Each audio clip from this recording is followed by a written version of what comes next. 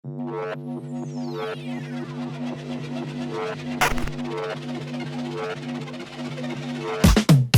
coming up hot for a minute. Everybody know the drop when I'm in it. Drop the top when I'm in it. Everybody know the drop when I'm in it. Yeah, I go so yo. Everybody know I'm you know when the click through, try to hot for a minute. Halo Urbanizen, di balik suara yang lembut dan imajinasi tanpa batas, ada profesi yang tidak kenal oleh waktu. Namanya adalah pendongeng. Siapa sih yang gak suka dongeng ya? Mulai dari anak-anak sampai dewasa, semuanya betah banget kalau ngedengerin dongeng. Nah, lewat kisah-kisah sederhana, pendongeng ini menanamkan nilai, budaya, dan juga harapan nih dari cerita. Tapi apakah profesi ini menjanjikan, mendapatkan cuan yang berlimpah dan juga membawamu berkeliling dunia? Nah, ternyata dibuktikan oleh salah seorang pendongeng dari Yogyakarta bernama Rona Mentari yang akan menjadi bintang tamu kita kali ini. Langsung saja kita sapa. Hai Kak Rona. Halo Oya. Apa kabar? Baik, alhamdulillah. Dan Kak Rona ini sudah berpengalaman lebih dari 20 tahun ya, sudah mendongeng keliling Indonesia dan juga bahkan ke luar negeri sampai ke India, Inggris, juga Amerika Serikat ya? New Zealand. Oh, New Zealand. Australia. Australia. Amerika belum, mungkin ya bentar lagi. Oke, kita doakan aja ya. Nah, tapi memang hari ini seperti namanya ya, Kak Rona Mentari ya, cerah banget gitu. Aduh, amin. Jadi udah berapa lama sih maksudnya menekuni bidang ini dan memang menganggap ini sebagai profesi yang menjanjikan itu sejak kapan? Awalnya tuh Rona kan masih kecil, itu senang banget dengerin dongeng. Oke, tahan dulu pastinya ya. Dongeng apa sih yang didengerin sama Kak Rona waktu masih kecil? Kita mau simak dulu, ini dia profil Kak Rona Mentari.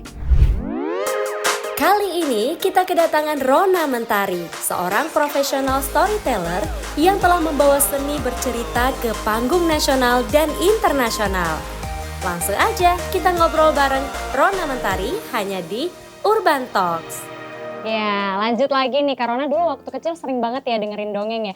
Itu yang bawain dongengnya dari siapa?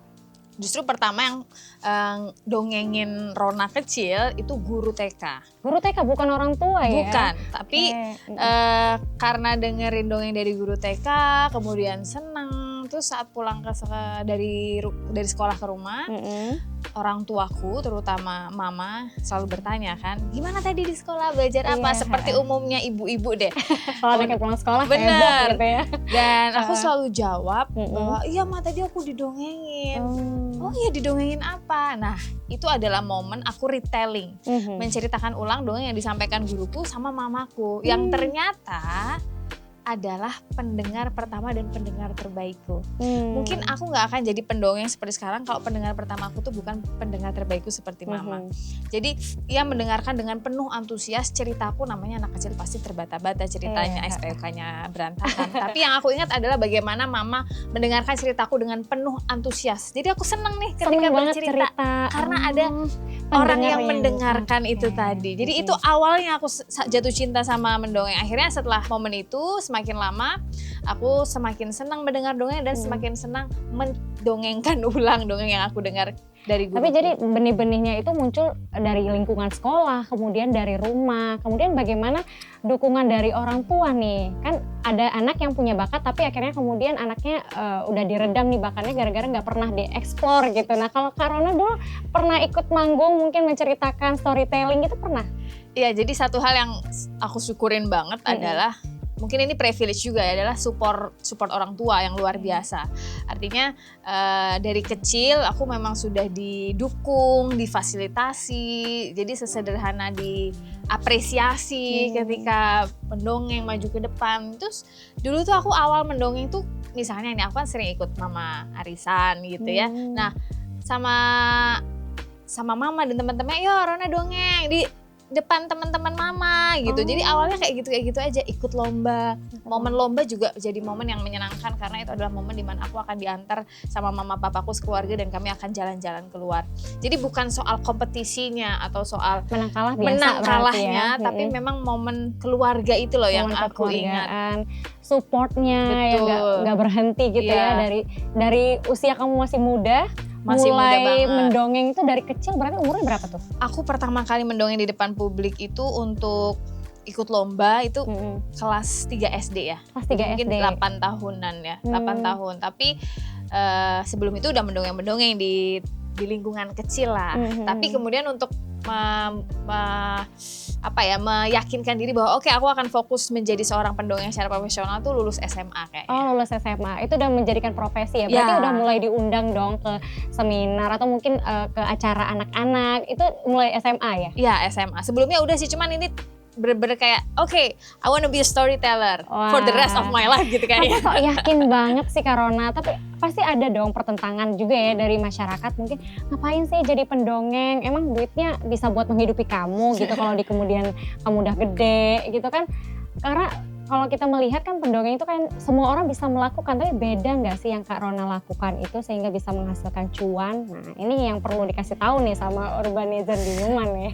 Iya, jadi yang pasti karena privilege orang tua allow untuk melakukan aktivitas yang aku sukai sebagai seorang pendongeng, tentunya semangat dong. Karena kan nggak semua orang tua loh membiarkan anaknya mau jadi pendongeng gitu. Mau jadi apa pendongeng itu ibaratnya kan kayak gitu kan kesannya kan. Suka disepelekan, tapi sebenarnya enggak ya Kak ya. Karena sama peer terkecilku yaitu orang tua dan kakak-kakakku itu tidak, jadi aku nggak terlalu peduli dengan omongan orang luar, tapi pasti ada pikiran-pikiran seperti itu. Dan ya alhamdulillah aku ngerasa bahwa menjadi storyteller itu sama seperti entrepreneur aja kalau dari dunia karir. Artinya kalau mau jadi pencerita atau pendongeng yang hebat, ya kamu harus melakukan sesuatu, ya kan? Kalau entrepreneur kan seperti itu, dia harus berusaha menjual kemampuan dirinya dengan branding atau apa upaya apa yang bisa dilakukan, menambah jam terbang, belajar, itu sih.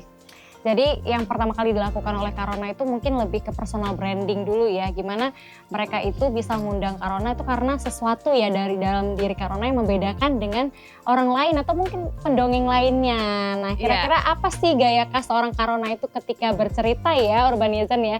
Jangan kemana-mana karena kita akan kembali setelah yang satu ini. Tetaplah bersama kami dalam Urban Talk.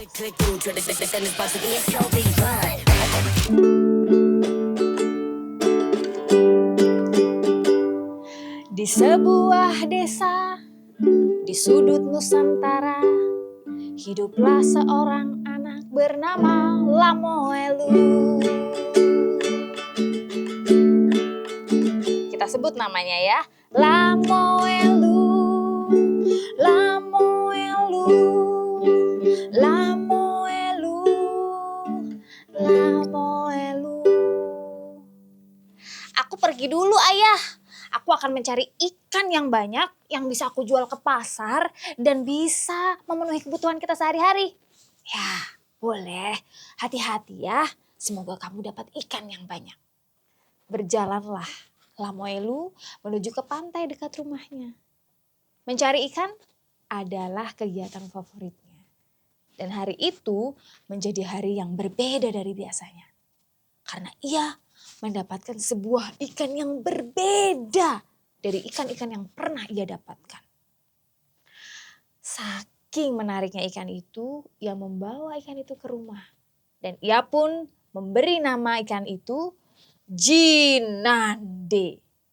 Apa yang terjadi dengan Jinande dan Lamoelu keesokan harinya? Bisa lihat di bit.ly/10 dongeng Nusantara. Keren banget Karona. Terima kasih. Waduh, ada apa ya? Ini pasti penasaran dong ya sama ya. Jinande. Ini pesan yang ingin disampaikan sebenarnya lewat dongeng itu apa tuh sebenarnya? Ada pesan ya memang? Iya, macam-macam. Ini tadi adalah cerita rakyat dari Sulawesi Tenggara, dari suku Muna. Nah, itu kisahnya nanti akan ada tokoh protagonis sama antagonisnya. Nah, protagonisnya Lamoelu tadi yang udah dikenalin. Nanti ada tokoh jahatnya yang pengen mencuri si ikan Jinande itu. Karena ikan Jinande ini unik. Apa keunikannya? Karena spill dikit kayaknya. Spill dikit ikannya itu hanya sehari udah ukurannya bisa jadi besar. Dan baru 3 hari jadi raksasa. Semakin besar lagi. Iya. Pantesan ya diburu ya. Iya, diburu. Nah ini kan menarik banget nih Karona tadi. Oh ya suka ya dengernya sebagai orang dewasa pun suka. Apalagi anak-anak. Emang gaya dari pembawaan dari Karona itu ketika mendongeng itu ekspresif banget ya. Itu tujuannya apa sih Kak? Iya harus. Jadi salah satu faktor penting untuk bercerita biar didengarkan itu ekspresif. Jadi emang itu harus dilakukan, dan aku tadi pakai gitar karena sebenarnya menjadi pendongeng itu berproses juga ya. Ya maksudnya aku hari ini, cara mendongengku hari ini dengan cara mendongengku 5 tahun yang lalu itu berbeda.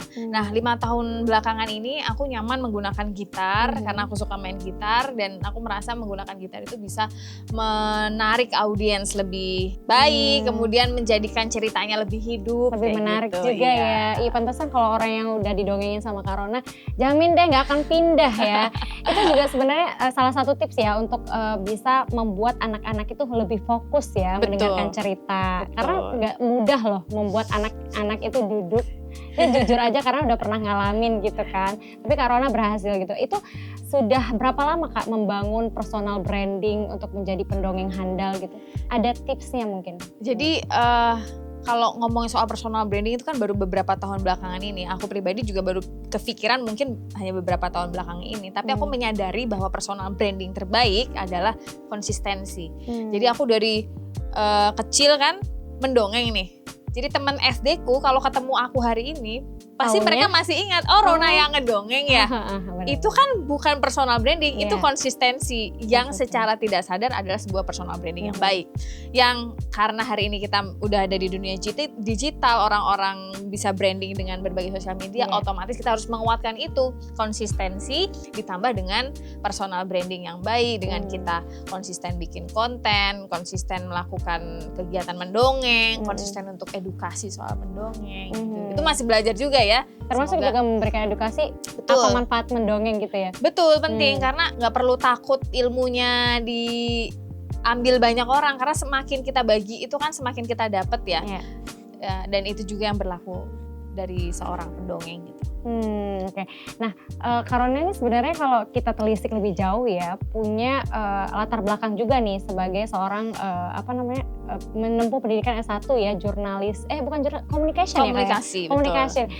Gimana caranya pengaplikasian yang sudah dilakukan dari apa yang didapatkan saat kuliah gitu, kemudian di dunia profesionalnya ini seperti apa?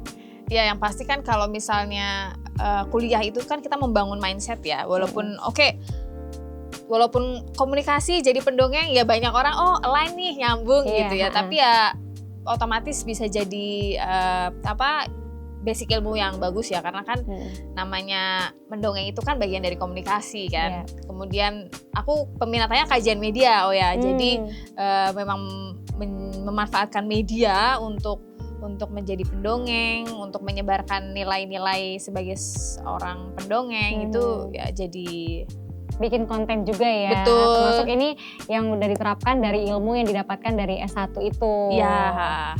Oke, tapi menarik juga ya Kak, ini kan nggak semua ya, maksudnya nggak semua orang merasa bahwa pendongeng itu adalah sebuah profesi, apalagi tadi kalau misalnya Kak bilang mendirikan Rona Mentari, ini menjadi CEO-nya itu gimana sih awal mulanya sampai akhirnya ini memang benar-benar jadi sebuah profesi yang bertahan sampai sekarang dan kemudian dikembangkan lagi, mendirikan lagi sebuah rumah dongeng Mentari gitu. Nilai yang dipegang adalah ketika kita membagi, kita akan menerima lebih banyak gitu, dan pokoknya bikin rumah dongeng Mentari biar makin banyak orang yang mendongeng sehingga aktivitas mendongeng ini jadi lifestyle baru lah di masyarakat. Tujuannya mulia banget ya, biar semua orang itu merasa Amin, bahwa harapannya begitu. Dongeng ini sebuah gaya hidup gitu ya, nggak cuma olahraga tapi juga mendongeng gitu. Karena manfaatnya banyak banget. Apa tuh coba? Manfaatnya pertama, akan kalau untuk dari segi orang tua ke anak akan menguatkan ikatan antara orang tua dan anak, dan ini penting banget ya. Bonding. Ikatan ini tuh nggak kemudian membuat orang tua tuh harus ketemu sama anak terus kan 24 jam. Jadi pertemuan yang bermakna itu akan membuat bonding yang luar biasa. Dan gimana cara membangun ikatan bermakna itu? Yang salah satu yang paling efektif adalah dengan mendongeng atau bercerita. Tapi juga kan meningkatkan kognitifnya si anak ya.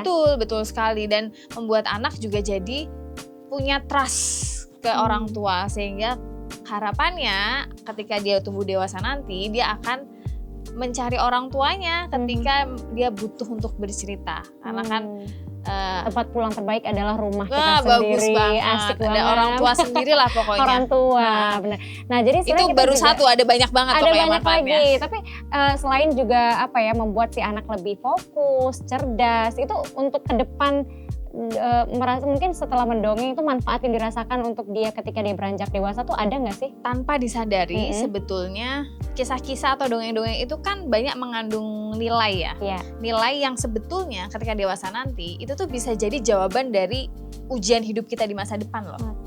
Makanya hari ini kita dewasa, yang pertama yang sering aku tanyakan, dulu kamu didongengin apa?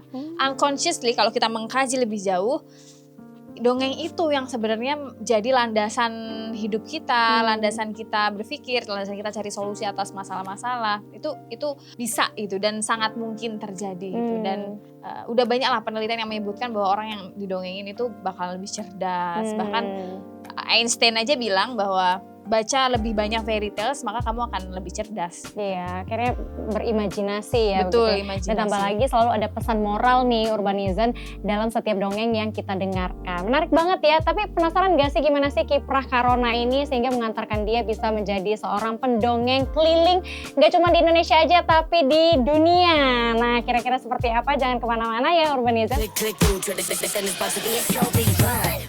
Iya, Urbanizen pastinya penasaran juga ya gimana sih proses kreatif seseorang itu mengantarkan dongengnya. Ternyata Karona juga punya ya proses kreatif. Itu dimulai dari bikin apa dulu nih Kak biasanya?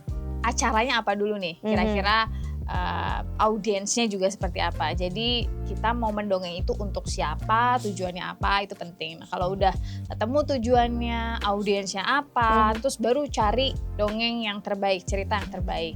Nah nyari dongeng itu juga prosesnya panjang ya, artinya mungkin aku baca 10 cerita yang cocok cuma satu. Nah setelah itu dapat ceritanya, terus aku biasanya rewriting ya, menuliskan ulang dengan bahasaku sendiri, dengan caraku sendiri.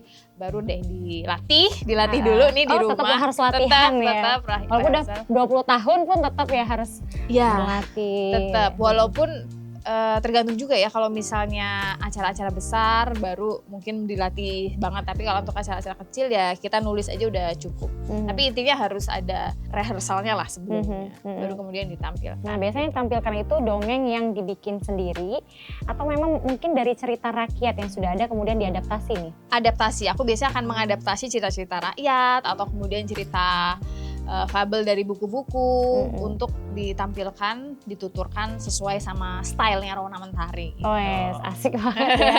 Nah ini juga yang kemudian mengantarkan Karona ya, akhirnya bisa membuka peluang baru begitu untuk bisa menjadi storyteller di luar negeri. Nah ini gimana sih ceritanya bisa akhirnya menembus itu? Kan susah ya.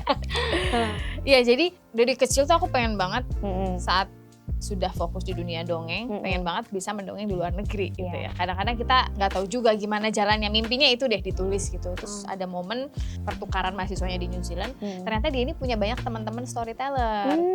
Dan di New Zealand itu ada pertemuan storyteller itu sebulan sekali. Wow, dan kok ya seru gila banget ya. lah pas aku datang ke sana, padahal aku di sana cuma nggak nyampe 2 minggu. Itu pertemuan itu berlangsung. Nah, terus aku diundang, udah kamu datang aja karena itu free untuk didatangin gitu loh. Jadi orang akan mendengarkan dongeng dan akan menuturkan dongengnya gitu. Dari seluruh dunia gitu? Dari seluruh New Zealand saat itu. New Zealand. Nah, aku diminta datang, terus ya udah aku pertama kali mendongeng di situ tanpa ibaratnya benar-benar karena ada teman yang mengajak, ya udah itu awalnya. Masuk grup Facebook, disitulah terbuka jalan-jalan untuk menjadi pendongeng di negara lain karena mereka ngelihat aku kan ada nih pendongeng dari Indonesia bisa ngedongeng pakai bahasa Inggris, dia bisa deliver dongeng Indonesia gitu. Itu awalnya sih, kemudian ya alhamdulillah sampai hari ini. Nah itu kan beda-beda ya, maksudnya dari New Zealand kemudian ada yang juga ke India, Inggris ke Inggris. Itu kan beda ya culture barrier-nya, kemudian lanjutnya. Nah gimana cara Kak Rona mendeliver semuanya? Ya pertama ya alhamdulillah kita punya satu bahasa universal, bahasa Inggris. Nah aku juga masih belajar tapi setidaknya punya pegangan bahasa Inggris itu. Kemudian yang kedua ya memastikan audiensnya ini apa, karena pasti kan punya culture masing-masing, ada do's and don'ts-nya. Nggak boleh dong aku cerita di India tentang makan sapi gitu, karena sapinya sapi di sana adalah dewanya. Ada sesuatu yang ya hal-hal kayak gitu sih, riset yang bagus ya tentang negara tujuannya. Jangan nabrak budaya lain juga. Betul. Ya. Dan harus mengerti apa yang mereka suka. Kayak misalnya Kemarin tahun lalu kan aku ngedongeng di Oxford Storytelling Festival. Itu adalah di negara Britania Raya. Mereka senang dengan cerita-cerita rakyat. Jadi aku akan menyampaikan cerita rakyat Indonesia saat itu. Seperti apa tuh biasanya yang mereka senangin? Kemarin aku dongengin cerita rakyat dari Jawa Tengah, Swidak Loro. Sama cerita rakyat dari Papua. Itu disampaikan dengan bahasa Inggris, dengan cara mereka pakai gitar juga, pakai cara-cara tradisional juga. Ya alhamdulillah sih. Dapat sambutan yang positif juga ya dari mereka ya. Positif banget. Dan aku ditempatkan di salah satu jadwal terbaiknya mereka. Jadi kan ada beberapa venue. Nah ini aku di auditorium ditempatkan sama panitianya. Jadi alhamdulillah senang banget. Wah, seru banget ya, karena semua orang kan pasti pengen dengerin ya, tapi nggak pernah tuh datang langsung ke Indonesia. Nah, Kak Rona lah yang mengantarkan cerita rakyat kita mendunia ya, keren banget. Amin, amin. Oke, tapi kalau dilihat-lihat kan sekarang kan memang semuanya udah berubah ya, apalagi di zaman digitalisasi seperti ini. Itu kan mendongeng tuh udah ya nggak kayak dulu lagi dari panggung ke panggung. Nah, apakah mungkin Kak Rona juga manfaatkan kemajuan digital ini begitu untuk berekspresi, menyampaikan dongengnya gitu? Ya harus ya, karena mau jadi apapun kita termasuk menjadi pendongeng yang ibaratnya tuh karirnya tuh nggak ada path khususnya gitu ya, kita adaptif sama perubahan teknologi dan salah satunya tentu sama digitalisasi ini. Jadi aku ya berusaha untuk sebaik mungkin menggunakan yang adaptasi di dunia digital ini dengan bikin konten, kemudian memanfaatkan platform media sosial untuk menyebarkan semangat dan gerakan ini. Pernah kepikiran buat mendongeng juga nggak tuh? Misalnya lagi live Instagram. Oh pernah. Oh ada? Pernah. Gimana tuh sambutan dari netizen? Terutama pas COVID itu sih banyak momen-momen mendongeng pas live Instagram. Ya alhamdulillah sih mereka karena saat itu semuanya harus di depan layar dan online, jadi sangat baik lah sampai sekarang. Tapi ya hari ini udah mulai offline kan, udah mulai daring, jadi keduanya lah dilakukan, offline dan online. Jadi ini memang profesi yang menjanjikan ya, asal kita menekuninya, kemudian berusaha dan selalu menciptakan peluang dari apa yang ada. Betul. Nah, penasaran juga nih Kak Rona, untuk mungkin urbanizen yang ada di rumah, gimana sih caranya untuk bisa menjadikan ini sebuah profesi yang serius begitu untuk ditekuni? Ya, kita beruntung hidup di masa ini di mana semua profesi itu mungkin, salah satunya menjadi pendongeng. Gimana caranya? Tentu kita harus belajar. Belajar. Basicnya apa? Kita belajar dari orang-orang yang udah pengalaman, kita belajar dari buku-buku. Sekarang YouTube banyak banget konten yang bisa kita jadikan sumber untuk belajar. Lalu menjadikan media sosial sebagai platform untuk berlatih ya. Oke, kita nggak punya audiens anak-anak nih atau nggak punya audiens yang mau dengerin kita, ya udah kita bisa menggunakan media sosial dulu awalnya gitu. Terserah ya, viewersnya dikit, betul. Yang penting mau coba dulu. Iya, karena practice makes perfect, dan menjadi pendongeng itu harus menambah jam terbang untuk memperbaiki skillnya dia gitu. Jadi dengan begitu nanti barulah kita belajar kayak entrepreneur lagi. Seperti yang tadi Oya bilang, memperbanyak peluang, menawarkan diri, branding, dan seterusnya deh. Nanti insya Allah bakal cuan tuh datang sendiri deh. Cuannya datang sendiri. Betul, ketika kita berupaya. Keren. Gak apa-apa deh, gak usah mikirin cuan dulu, yang penting jam terbangnya dulu ya. Betul. Nah, kalau Kak Rona sendiri ini ke depan ada rencana apa? Dan kira-kira pengen bikin buku baru lagi kah? Sambungan dari tadi ceritanya itu ada part 2 mungkin? Pengennya sih tahun ini akan ada konser pentas cerita Rona Mentari lagi. 2 tahun lalu udah bikin konser, ya alhamdulillah bagus sambutannya. Semoga bisa nanti bikin konser mendongeng lagi. Jadi memang bener-bener kalau stand up comedian tuh kayak special show-nya gitu loh. Nah ini mendongeng emang khusus mendongeng. Kapan tuh rencananya dan di mana nanti acaranya? Yang pasti di Jakarta ya pengennya, antara Jakarta dan tahun ini aku belum bisa bilang. Pokoknya follow aja Instagramku di Mentari Rona. Mentari Rona. Ya, dan pengen bikin buku juga. Bukunya seperti apa ya nanti kita lihat. Yang pasti aku sekarang yang paling dekat pengen bikin kelas mendongeng online dulu yang bisa diakses sama semuanya. Semua usia atau khusus mungkin dewasa sih. Oh dewasa ya. Dewasa, jadi mereka punya skill mendongeng siapapun mereka dan apapun latar belakang profesinya. Nah menarik banget ya Urbanizen ya, pokoknya jangan lewatkan deh. Nah Karona boleh dong kasih kata-kata motivasinya untuk Urbanizen sekarang yang ada di rumah. Oke, 1000 langkah Yap. itu dimulai dari langkah pertama. Jadi mulailah langkah pertama. Wah asik. Ya coba melangkah dulu nih kita Ya. nih. Oke, nah ternyata memang Urbanizen profesi apa aja itu menjanjikan dan memberikan kita kehidupan yang layak asalkan ditekuni, dilatih dan juga terus berupaya untuk menciptakan sesuatu yang sesuai memang benar-benar passionnya kita gitu. Terima kasih banyak loh Karona Sama-sama. Mentari sudah hadir di studio Urban Talks kita ini. Pastinya kita tuh dapat manfaat banget ya dari apa yang Karona ceritain, gimana memulai sampai akhirnya bisa menjadi seorang pendongeng keliling dunia gitu ya. Bukan pendongeng keliling doang ya, tapi keliling dunia. Amin. Makasih Kak. Sama-sama. Oke kita langsung minum aja ya, jangan lupa untuk terus saksikan Urban Talks.